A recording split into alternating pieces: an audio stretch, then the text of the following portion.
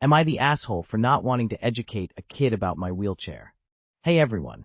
I, 39F, temporarily have to use a wheelchair for longer distances due to a currently undiagnosed issue with my leg.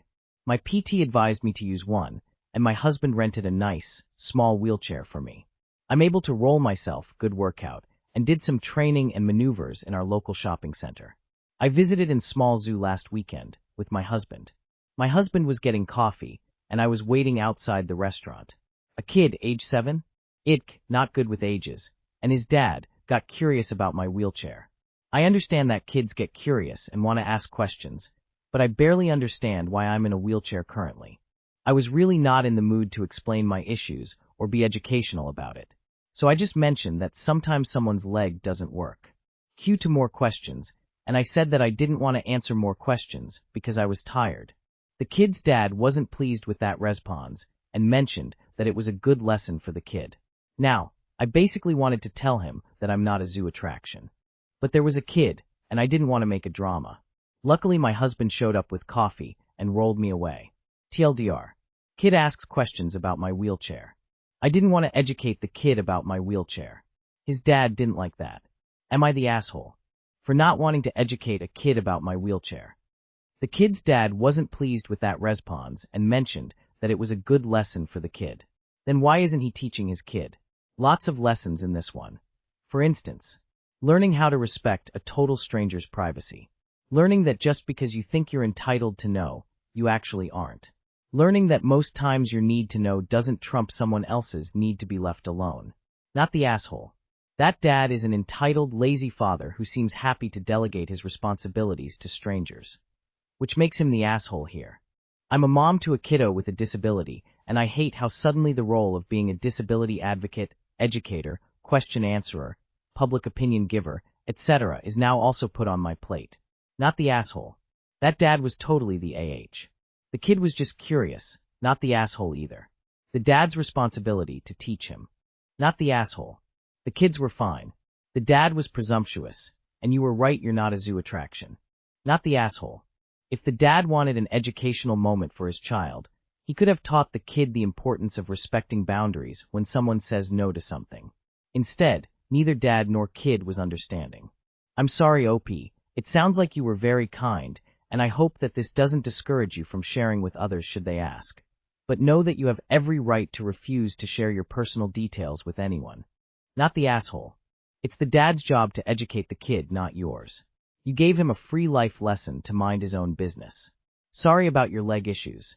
Not the asshole. And I think telling this parent, in front of their 7-year-old, who is old enough to know better, that you are not a zoo exhibit is a perfectly appropriate response. Am I the asshole for telling my brother that if he wants something done perfectly, he can do it himself? My older brother is worried about my nephew, 14. He's concerned because my nephew hasn't been reading many English books. He asked me if I could help. I thought about it for a while. My nephew's an Arsenal fan, unlike all the other men in our family, all Aston Villa supporters. So I got him Arsene Wenger's autobiography and a couple of other books about the club. He has been reading them. But my brother said he wants him to read other, more serious books too. Literature, history, and other subjects. He has been calling me and asking if I could find better reads. I told him it's better to let the kid start with reading about something he is interested in first, and then finding other genres, but my brother was still unhappy. Told me I'm not doing enough. So I told him if he wants something done perfectly, he can do it himself. He said he's only trying to do what is best for his son, and that there's no need for me to talk to him like that. Not the asshole, and it's well known that giving new/ambivalent readers interesting content is key to getting them to actually read. So you're right on. Why is it your responsibility to get your nephew to read anything instead of his father? Not the asshole. Not the asshole. You're doing a favor for a child that isn't your own and for your brother. And further, it sounds like you've been intentional about reading choices and letting the kid self-direct what he's interested in reading about. I have a master's degree in education, and letting kids who are learning to read at higher levels choose their own subject matter is a great way to foster intrinsic motivation, natural drive, to read. This helps it remain fun and engaging and not feel like a chore. You're doing great, and your brother needs to be thankful and modify his expectations or pay someone to tutor who he can boss around. How much does your brother read? He should lead by his example. Not the asshole. There is no need for him to talk to you like that, so you responded in kind. He criticizes your approach, even though this is something he should be doing as a parent, not delegating to you. It's a weird take to then dictate the curriculum like you are his paid tutor. Not the asshole. You got your nephew reading by choosing books that match his interests. That's literally how kids build a love for reading. Jumping straight into serious literature would probably just turn him off.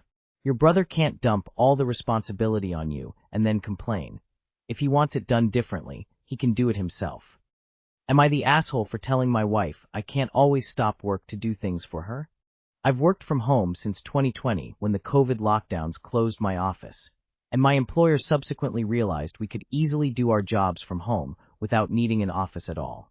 It works out very well because it allows me to take my kids to school in the morning, come home and start work, and then pick them up on my lunch break. My wife works at an office, but her workday starts about an hour after mine. A typical day looks like this. I get up at 6:30 a.m. and get the kids ready for school. I take them to school at 7:30 a.m. I get home around 8 o'clock, make some coffee, and then start my work day at 8:30 a.m. During this time, my wife is still asleep. We typically go to bed around the same time every night. Most of the time, I also use that time between 8 and 8:30 to prepare lunch for my wife. Sometimes either she or I have packed something the night before, but if it's something like a sandwich, then I'll make it fresh right before she leaves. However, I can't always do this. Today, I dropped my kids off at school when one of them noticed they forgot their lunch bag. We live fairly close, so I could go home, grab the lunch bag, and bring it to the school for her. This, however, had me getting home at almost exactly 8:30. I had made my wife well aware that this week is going to be hectic and I will be swamped with work all week, so this shouldn't have come as a surprise. But my wife, as she typically does, didn't get out of bed until just a few minutes before she had to leave, giving her just enough time to get dressed, do her hair, put on makeup, and head out the door. She has a history of having problems with punctuality and has for as long as I've known her. She asked me to put her lunch together because she didn't have time, but I reminded her that I was swamped and literally couldn't spare a minute, much less the several minutes it would take to go do that. My job is very deadline-based, so there are times I need to be working on a certain task by a certain time, and it needs to be done. If I don't do my job, many other people can't do theirs, and it would hold up our whole process. I hold a senior position with 10 years at my company, so it's unlikely I'd be fired if I missed a single deadline, but it's not something I want to do if I can help it. I can be frustrating when she acts like I can always just drop what I'm doing. As she left, she said, "I don't know why you care so much about this company you work for. You should care more about your family." And then walked out the door. I feel like that's unfair because I believe I have an excellent track record when it comes to caring about my family. I've often thought about asking her to be the one to get up and take the kids while I sleep sometimes. But I never do because in the end I am glad she's able to get extra sleep before she heads to a job where she's on her feet all day. Yet somehow she thanks AITA for making work a priority in this rare situation. Is she right? Not the asshole. You sound like a great partner and parent. I think your wife is being unreasonable. She knows she's being unreasonable and is projecting that on you. I think you two should have a conversation and let her know how unfair that was of her to say and how it made you feel. And things like that are not okay. Not the asshole. She doesn't want to blame herself for her lateness, so you're the ready target. As she left, she said, "I don't know why you care so much about this company you work for. You should care more about your family." And then walked out the door. This is a wild thing to say when she sleeps through you getting your children ready for and to school, and then make her lunch much of the time. Not the asshole. Well, no need to make lunch for her ever again.